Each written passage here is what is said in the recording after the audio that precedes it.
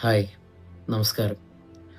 കുറച്ച് ഇമ്പോർട്ടൻ്റ് ആയിട്ട് കുറച്ച് കാര്യങ്ങൾ പറയാൻ വേണ്ടിയാണ് ഞാൻ ഇന്ന് നിങ്ങളുടെ ഫ്രണ്ടിൽ വന്നേക്കുന്നത്. മാക്സിമം വീഡിയോ ഫുള്ളായിട്ട് കാണാൻ ശ്രമിക്കുക. ഓക്കെ, എൻ്റെ ചോദ്യം ഇതാണ്.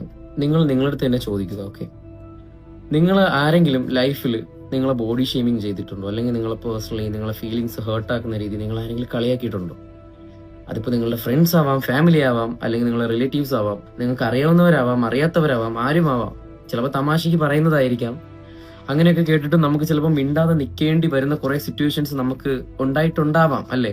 ഈ വീഡിയോ കാണുന്ന പകുതി പേർക്കും അങ്ങനെയൊക്കെ ചിലപ്പോൾ റിലേറ്റ് ചെയ്യാൻ പറ്റുമായിരിക്കും. അങ്ങനെയുള്ളവർക്ക് വേണ്ടി ഞാൻ നല്ലൊരു മോട്ടിവേഷനും കൊണ്ടാണ് ഞാൻ ഒരു മിനിറ്റ് കോൾ വരുന്നുണ്ട്.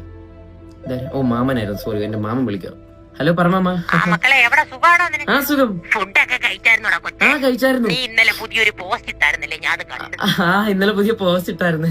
എങ്ങനെയുണ്ടായിരുന്നു അമ്മ? കൊള്ളായിരുന്നോ?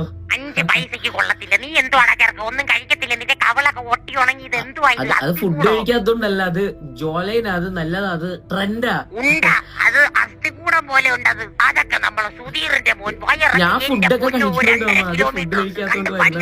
അങ്ങോട്ട് നീ ഇങ്ങനെ നടന്നു. ആ സുധീറിന്റെ മോനെ കണ്ട് പഠിയതാർക്ക. അവന്റെ വയറും കവളും എല്ലാം.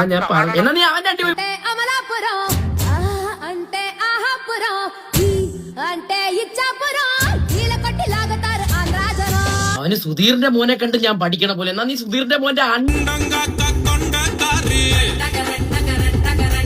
ഞാൻ എനിക്ക് തോന്നിയത് ഞാൻ എനിക്ക് ഇഷ്ടമുള്ള ഇടും. നിനക്കെന്താ?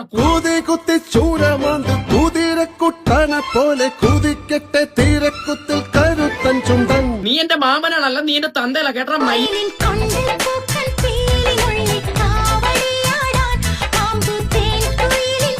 അവന്റെ അമ്മൂമ്മയുടെ എന്റെ വായിരിക്കും കട്ടിയതാ.